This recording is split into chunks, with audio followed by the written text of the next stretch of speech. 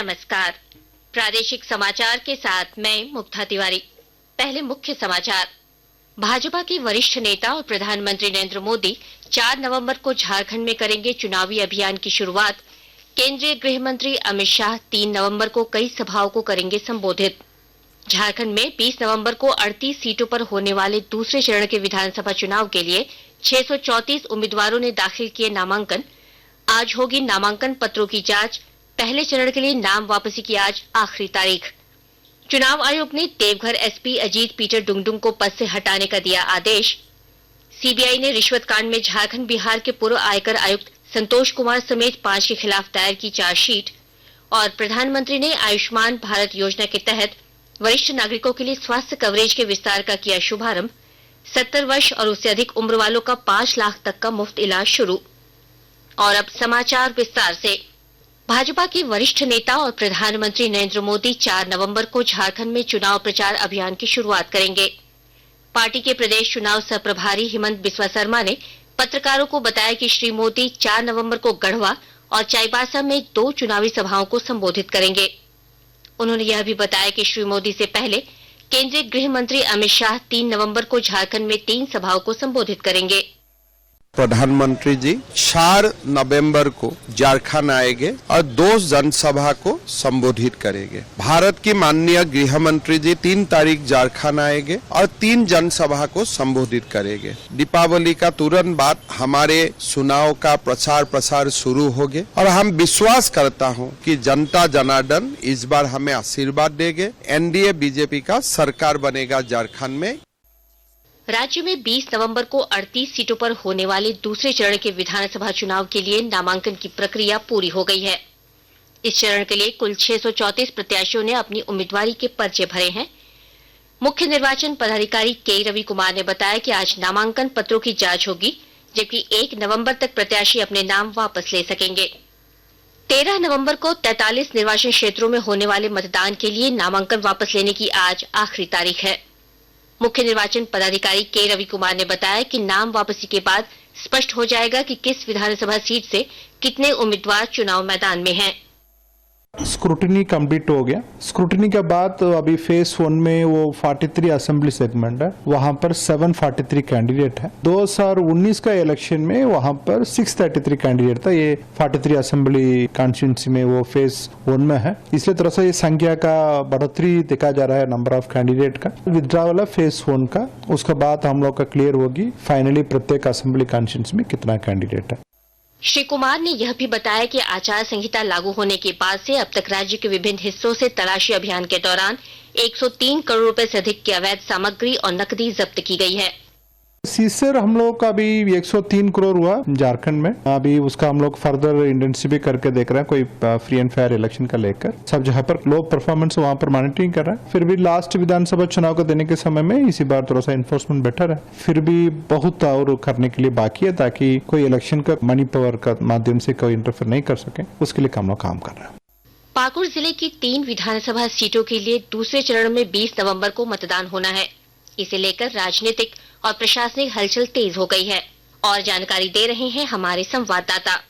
पाकुड़ जिले के 3 विधानसभा क्षेत्र सामान्य पाकुड़ एवं अनुसूचित जनजाति सुरक्षित लीटीपाड़ा और महेशपुर में प्रशासन जहां निष्पक्ष एवं शांतिपूर्ण चुनाव कराने की तैयारी में जुटा है, तो राजनीतिक पार्टियां एवं उनके कार्यकर्ता प्रचार प्रसार एवं संपर्क अभियान में जुटे हुए हैं। अंतिम चरण में होने वाले चुनाव में इस बार भारतीय जनता पार्टी, झारखंड मुक्ति मोर्चा और झारखंड स्टूडेंट यूनियन, कांग्रेस के अलावे समाजवादी पार्टी एवं जयराम महतो की जेकेएलएम पार्टी के प्रत्याशियों ने भी नामांकन पर्चा दाखिल किया है। राम प्रसाद सिन्हा, आकाशवाणी समाचार, पाकुड़। विधानसभा चुनाव को लेकर सत्तारूढ़ घटक दलों और भाजपा के बीच आरोप प्रत्यारोप का दौर तेज हो गया है। भाजपा के प्रदेश अध्यक्ष बाबूलाल मरांडी ने राज्य की हेमंत सोरेन सरकार पर बिचौलियों और अपराधियों को संरक्षण देने का आरोप लगाया है। श्री मरांडी ने दावा किया कि इस सरकार से राज्य की जनता तंग आ गई है और यहाँ अगली सरकार एनडीए की बनेगी। 5 वर्षों से हेमंत सोरेन की सरकार को देख करके झारखंड की जनता तंग आ चुकी है। 5 वर्षों तक दलाल और बिचौलिया और भ्रष्ट अफसरों के हाथों में झारखंड की सत्ता रही है। अब उससे अब जनता मुक्त करना चाहती है और भारतीय जनता पार्टी के हाथों सत्ता की चाबी को सौंपना चाहती है। इधर झामुमो के केंद्रीय महासचिव सुप्रियो भट्टाचार्य ने आरोप लगाया है कि राज्य में सत्ता हासिल करने के लिए भाजपा केंद्रीय जांच एजेंसियों का दुरुपयोग कर रही है। भाजपा के पॉलिटिकल लीडर्स के फेल्योर के कारण अब भारतीय जनता पार्टी को लास्ट एफर्ट के तौर पर उनका इन्वेस्टिगेशन एजेंसीज जो है उनको सामने लाना पड़ रहा है। अब वो पॉलिटिकल टूल किट के तौर पर सामने आए। आकाशवाणी के ताजा तरीन समाचारों के लिए आप हमारी वेबसाइट newsonair.gov.in पर लॉग ऑन कर सकते हैं। ताजा समाचार X handle @AIR news alerts और Facebook page All India Radio News पर भी उपलब्ध है। आप प्रादेशिक समाचार एकांश के एक्स हैंडल @AIR न्यूज_रांची और फेसबुक इंस्टाग्राम पेज तथा YouTube channel AIR news Ranchi पर भी हमारे बुलेटिन सुन सकते हैं। प्रादेशिक समाचार आप आकाशवाणी रांची से सुन रहे हैं। निर्वाचन आयोग ने राज्य सरकार को देवघर के एसपी अजीत पीटर डुंगडुंग को हटाने का आदेश दिया है।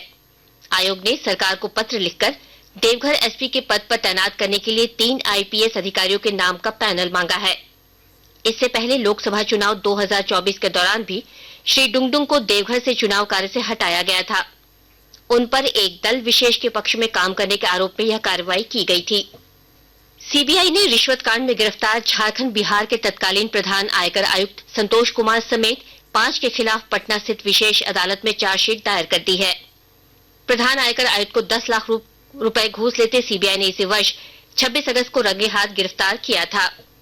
प्रधानमंत्री नरेंद्र मोदी ने आयुष्मान भारत प्रधानमंत्री जन आरोग्य योजना के अंतर्गत सभी वरिष्ठ नागरिकों के लिए स्वास्थ्य कवरेज का विस्तार किया है। इसके तहत 70 वर्ष और उससे अधिक आयु के वरिष्ठ नागरिकों का 5 लाख तक का मुफ्त इलाज शुरू हो गया है। इस मौके पर प्रधानमंत्री ने कहा कि नागरिकों के स्वास्थ्य पर राष्ट्र की प्रगति निर्भर है, इसलिए सरकार स्वास्थ्य सेवा के आधार को मजबूत कर रही है। मुझे इस बात का बहुत संतोष है कि आयुष्मान योजना का विस्तार हो रहा है। देश के हर बुजुर्ग की नजर इस कार्यक्रम पर है। चुनाव के समय मैंने गारंटी दी थी कि तीसरे कार्यकाल में 70 वर्ष से ऊपर के सभी बुजुर्गों को आयुष्मान योजना के दायरे में लाया जाएगा। आज ये गारंटी पूरी हो रही है। साइबर अपराध के विरुद्ध जामताड़ा पुलिस को एक और सफलता मिली है। पुलिस ने करमाटाड़ थाना क्षेत्र से 3 साइबर अपराधियों को गिरफ्तार किया है। डीएसपी विकास आनंद लागूरी ने बताया कि अपराधियों के पास से कई आपत्तिजनक चीजें भी बरामद की गई हैं। उधर देवघर जिले से भी 5 साइबर अपराधियों को गिरफ्तार किया गया है। और अब अखबारों की सुर्खियां। रांची से प्रकाशित सभी प्रमुख अखबारों ने आईएएस अधिकारी विनय कुमार चौबे और उनके करीबियों के ठिकानों पर ईडी की छापेमारी और राज्य में तेज हुई राजनीतिक हलचल की खबर को प्रमुखता दी है। हिंदुस्तान की सुर्खी है, आईएएस विनय चौबे और करीबियों के घर छापेमारी। प्रभात खबर ने लिखा है, चुनाव के पहले चरण में कई विधायकों और मंत्रियों के भाग्य का होगा फैसला। दैनिक भास्कर के शब्द हैं, 14 सीटों पर त्रिकोणीय, 65 पर आमने सामने की जंग। दैनिक जागरण लिखता है, गोपनीय दस्तावेज चोरी मामले में सरयू राय को राहत। रांची एक्सप्रेस की सुर्खी है, मुख्य सचिव एल ख्यांगते को मिल सकता है एक्सटेंशन। अंग्रेजी अखबार द टाइम्स ऑफ इंडिया और हिंदुस्तान टाइम्स ने प्रधानमंत्री नरेंद्र मोदी द्वारा स्वास्थ्य क्षेत्र की विभिन्न परियोजनाओं के उद्घाटन की खबर को प्रमुखता से प्रकाशित किया है। अंत में मुख्य समाचार एक बार फिर। भाजपा के वरिष्ठ नेता और प्रधानमंत्री नरेंद्र मोदी 4 नवंबर को झारखंड में करेंगे चुनावी अभियान की शुरुआत। केंद्रीय गृह मंत्री अमित शाह 3 नवंबर को कई सभाओं को करेंगे संबोधित।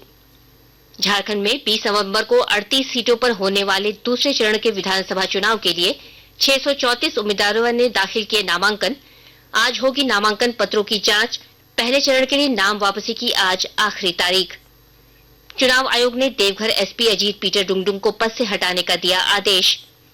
सीबीआई ने रिश्वत कांड में झारखंड बिहार के पूर्व आयकर आयुक्त संतोष कुमार समेत 5 के खिलाफ दायर की चार्जशीट।